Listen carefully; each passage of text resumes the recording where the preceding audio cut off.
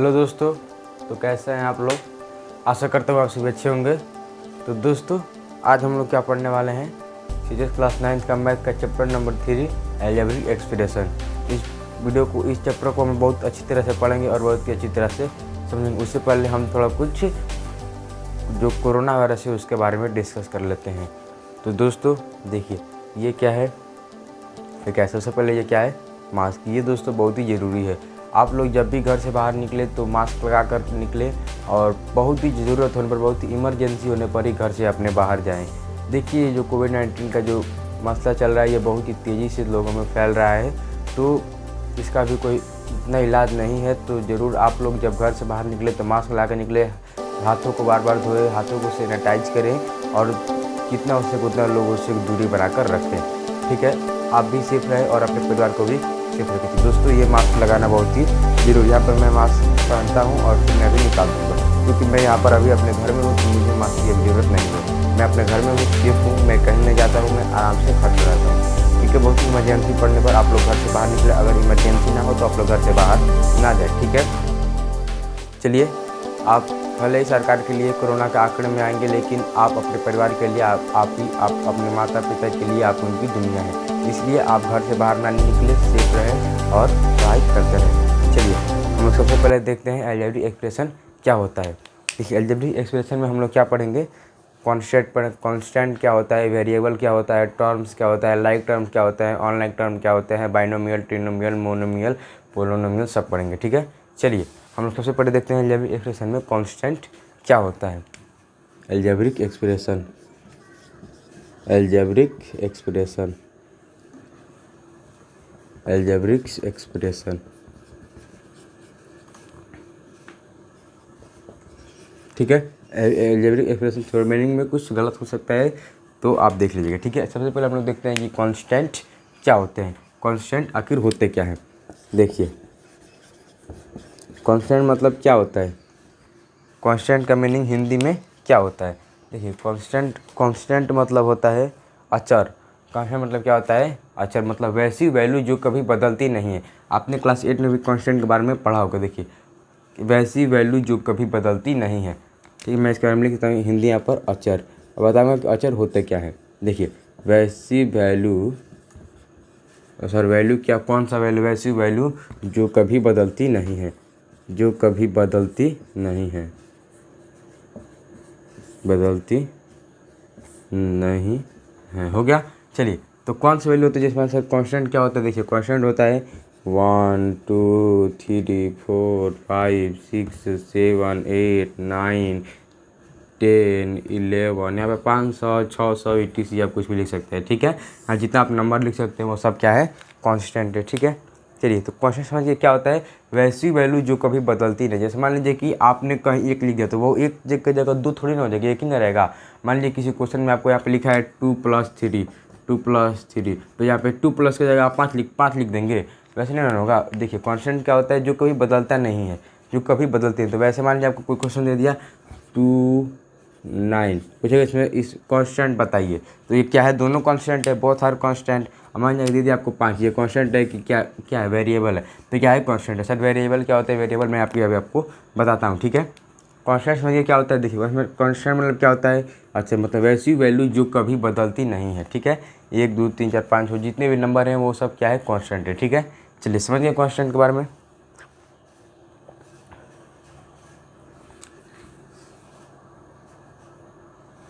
फिर अब हम लोग देखते हैं वेरिएबल क्या होता है।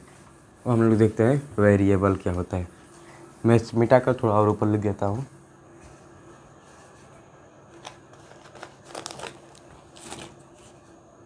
वेरिएबल,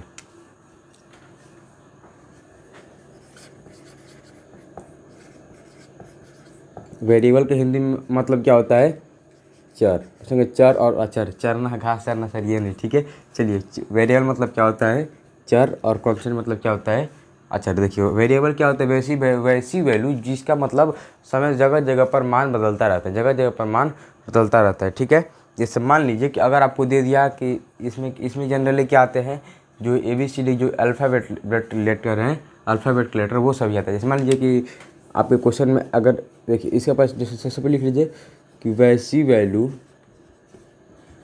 जो बदलती रहती है, समय समय पर बदलती रहती हैं, बदलती रहती हैं। हो गया। वैसी वैल्यू जो समय समय पर बदलती रहती हैं। देखिए अब आप इसको ऐसे जैसे कांस्टेंट, मतलब कुछ आपके वैसे बचपन का दोस्त होते हैं जो कि समय समय पर कभी भी बदलते नहीं। जैसे मान लीजिए आपके कोई दोस्त होंगे जिनको आप बचपन से जानते हो, वो आपको कभी नहीं छोड़ते हैं, बदलते नहीं हैं, ठीक है। और वेरिएबल जो कुछ ऐसे दोस्त होते हैं जो कि बस काम निकल जाने पर चले जाते हैं, बदल जाते हैं, ठीक है। समझ में आ गया। चलिए वेरिएबल देखिए क्या होता है, ऐसे जो समय समय पर बदलते हैं। जैसे मान लीजिए आपको दे दिया X Y Z P Q A P C D, अब कुछ भी लिखिए जैसे मैंने, वैसे वैल्यू जो हमेशा बदलती रहती है। जैसे मान लीजिए कि आपको देखिए जो बदलती रहती है, ठीक है। हो गया। चलिए जैसे मान लीजिए कि अगर आपने किसी क्वेश्चन को सॉल्व किया, जैसे मान लीजिए यहाँ पे सॉल्व किया एक्स बराबर क्या दिया आपके 2 + 9, तो यहाँ पे एक्स बराबर क्या आ जाएगा। देखिए ये तो कभी नहीं बदलेंगे, 2 + 9 तो 2 + 9 ही रहेगी, तो इनको जोड़ेंगे तो कितना आ जाएगा, 11 आ जाएगा ना। यहाँ पर एक्स का मान कितना आ गया, एक्स = 11 आ गया ना, 11 आ गया। अगर मान लीजिए आपको ऐसे लिखा रहेगा एक्स = 4 + 6, एक्स वैल्यू कितना आ जाएगा, 6 × 4 = 10 आ जाएगा ना।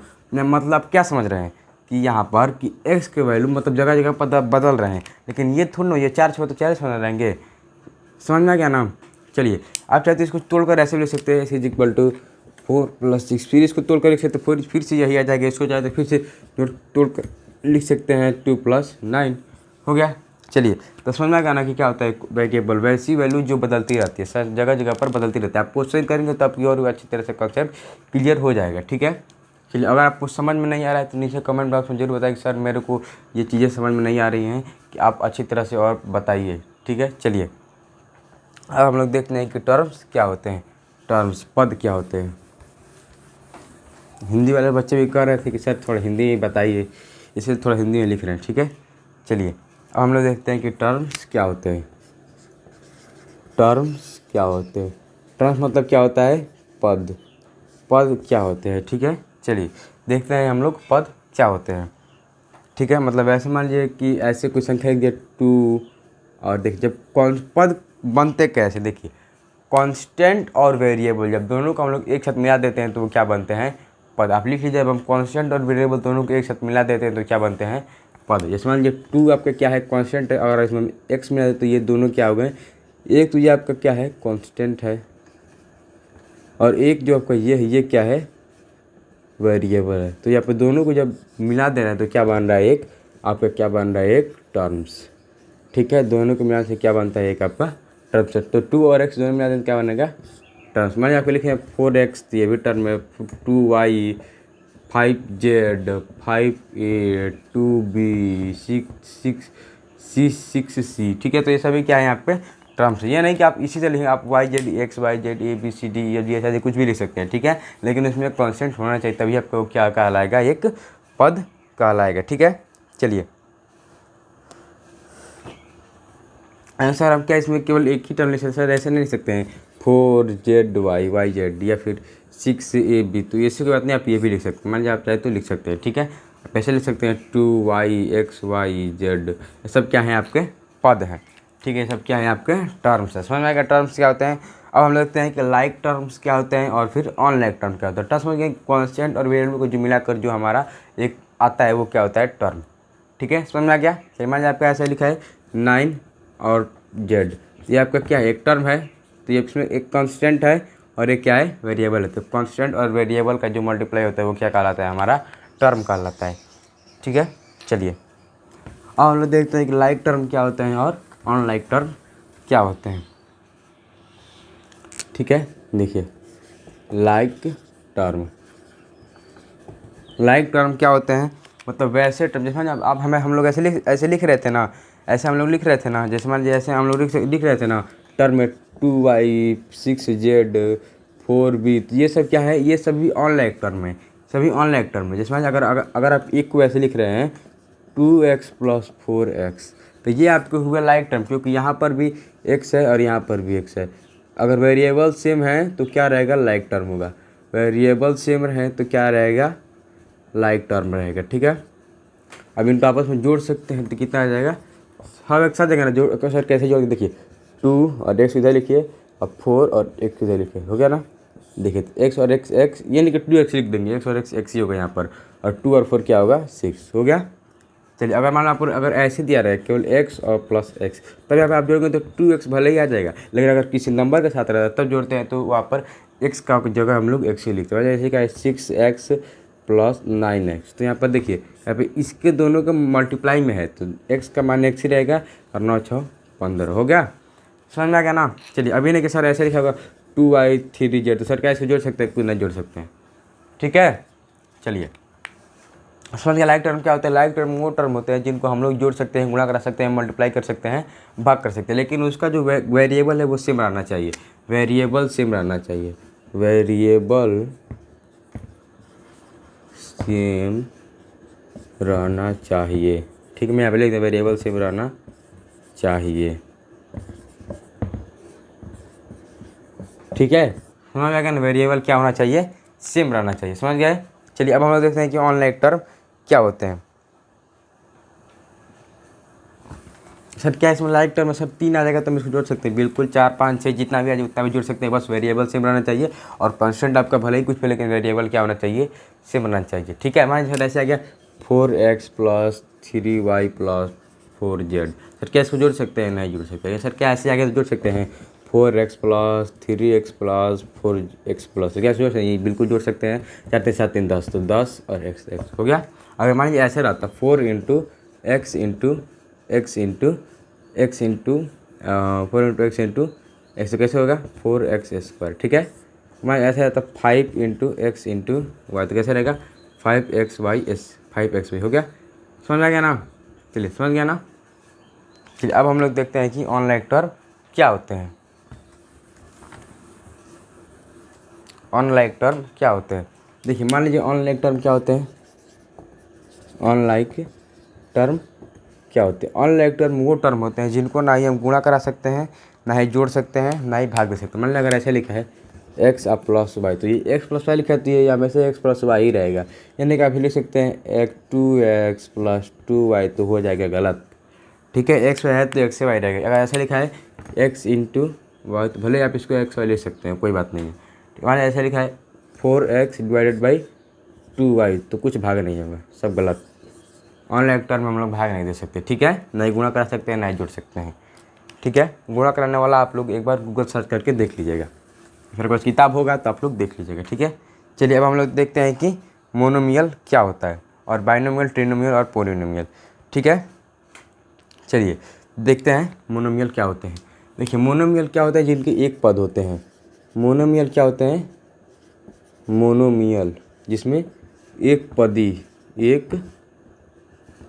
वो क्या होते हैं आपके मोनोमियल। जैसे आपको लिखा है ऐसे 2x, तो ये नहीं कि इसमें आप ऐसा लिख देंगे 2x प्लस 4y, तो ये आपको हो गया गलत, ये कुछ ये मोनोमियल नहीं है, ठीक है, मोनोमियल नहीं है। मोनोमियल के लिए केवल एक ही पद, या तो कोई एक कॉन्स्टेंट लिख के उसके सामने एक वेरिएबल लिख दीजिए, वो हो गया पे आप मोनोमियल। अगर उसमें 2 लिखेंगे तो हो जाएगा गलत, ठीक है, उसमें एक ही लिखना पड़ेगा, ठीक है। चलिए अब हम लोग देखते हैं कि बाइनोमियल क्या होता है। मोनोमियल समझ गए, अब देखते हैं हम लोग बाइनोमियल क्या होता है। बाइनोमियल क्या होता है, जैसे लिखते हैं वैसे यहाँ पर बाइनोमियल क्या होता है, द्विपदी, दो पद, ठीक है, इसमें 2 पद होना चाहिए। अब मैं लिख रहा हूँ 2 पदी वाला, ठीक है, 2 पदी, 2 को पद होना चाहिए। कैसा सर 2x प्लस 4y, ये आपका हो गया द्विपदी, ठीक है, ये आपका हो गया द्विपदी, हो गया द्विपदी। चलिए अब हम देखते हैं कि मोनोमियल हो गया, बाइनोमियल का देखते हैं ट्रिनोमियल क्या होता है। ट्रिनोमियल मतलब 3 पदी, त्रिपदी, ट्रिनोमियल क्या होता है, त्रिपदी, 3 को पद होना चाहिए। कैसे सर 4, देखिए कैसे 4x प्लस 2xy प्लस 9, तो ये आपके क्या हो गए हैं, त्रिपदी, हो गया। सर क्या हमें ऐसे लिख सकते हैं 9x plus 4z plus 2y, तो क्या सर ये ट्रिनोमियल है, जी बिल्कुल ट्रिनोमियल है, कोई बात नहीं, ठीक है। चलिए समझ में आ गया। अब हम देखते हैं पोलिनोमियल क्या होता है। पोलिनोमियल क्या होता है, पोलिनोमियल मतलब क्या होता है, बहुपदी, ठीक है, बहुपदी मतलब बहुत सारे पद आ जाते हैं, ठीक है। इसमें जैसे ये भी आपका पोलिनोमियल है, ये भी आपका पोलिनोमियल है, ये भी और ये भी आपका पोलिनोमियल है, और ये भी आपका पोलिनोमियल है। ठीक है, पोलिनोमियल में सब आ जाते हैं, बहुपद, बहुत सारे पद। ठीक है, तो मोनोमियल आपका पोलिनोमियल हो सकता है, बाइनोमियल भी आपका पोलिनोमियल हो सकता है, ट्रिनोमियल का पोलिनोमियल हो सकता है, लेकिन हो गया, लेकिन आपका मोनोमियल बाइनोमियल नहीं हो सकता, मोनोमियल ट्रिनोमियल नहीं हो सकता। ठीक है, तो आप समझ गए मोनोमियल क्या होता है, जिसमें एक पद केवल एक पद होना चाहिए, बाइनोमियल जिसमें केवल दो पद होना चाहिए, मतलब दो ऐसे लिखा होना चाहिए, ट्रिनोमियल क्या होता है जिसमें तीन पद होना चाहिए, और पोलिनोमियल मतलब क्या होता है जिसमें चार पद होना चाहिए। समझ गए बहुत अच्छी तरह से। चलिए अब हम लोग क्वेश्चंस करेंगे, सीखेंगे कि कैसे हम लोग मतलब जोड़ते हैं, गुणा कराते हैं, भाग करते हैं और सब्ट्रैक्ट करते हैं। ठीक है, चलिए हम लोग क्वेश्चन थोड़ा देखते हैं, उसके बाद से हम लोग आगे और देखेंगे। ठीक है, चलिए देखिए हम लोग देखते हैं कि कैसे हम लोग ऐड करते हैं। ठीक है, ऐड कैसे करते हैं, देखिए मैंने आपको लिखा है ऐसे 4x + 9x। ठीक है, आप लोग तो पता है, मैंने बताया लाइक टर्म को इक्वल जोड़ सकते हैं। मैं क्वेश्चन लिस्ट लिख लेता हूँ और फिर आपको दिखाता हूँ। 2y + 2y 3z + 9z हो गया। जोड़ना है इसको, देखिए सबसे पहले लिखे यहाँ पे 4 9 हो गया, तो 9 4 कितना आएगा, 13 आएगा ना, और x हो जाएगा x हो गया। ये आपका हो गया 9/6। 90 को बताया कि x है तो 2x नहीं ले सकते, केवल एक ही x लिखेंगे, अगर मल्टीप्लाई में रहता है तो उसका भले ही स्क्वायर हो जाता है। ठीक है, 15 हो गया। चलिए 2y तो y की जगह y और 2 2 4 हो गया। 3z 9z तो 9 z की जगह z और 9 3 12। समझा गया ना, ये z है 2 नहीं है। ठीक है, हो गया, समझा गया ना। अब हम देखते हैं कि इसको सब्ट्रैक्ट कैसे करते हैं। यह नहीं कि आपका अगर लिखा है सर 4x 9y तो क्या इसको हम जोड़ सकते हैं, तो नहीं जोड़ सकते हैं। ठीक है, चलिए हम लोग देखते हैं सब्ट्रैक्ट क्या होता है। सब्ट्रैक्ट, ठीक है, सब्ट्रैक्ट भी लाइक टर्म से ही किया जाता है, आप लोग को पता है। वैसे 9x + 9y मान लें घटाना है, 8y कर देता हूँ। ठीक है, घटाना है तो आप इसे घटा सकते हैं, नहीं y नहीं रहेगा, यहाँ पे x ही रहेगा। ठीक है, अब -8x हो गया ना, यहाँ पे एक जगह x और 9 में से 8 जाएगा तो 1। ठीक है, तो एक हम लोग लिख लेना, आप इसको x भी लिख सकते हैं। ठीक है, एक हम लोग नहीं लिखते हैं, आप लोग परीक्षा में देगा तो एक देगा या फिर नहीं दे सकते, देगा, अगर देगा तो एक नहीं देगा, अगर नहीं देगा तो देगा।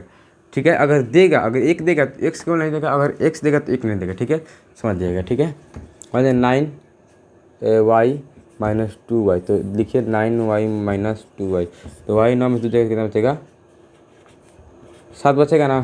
समझ में क्या ना, तो आप लोग समझ गए हैं कि लाइक टर्म हम लोग कैसे घटाते हैं, जोड़ते हैं। अब हम देखते हैं गुणा कैसे करते हैं।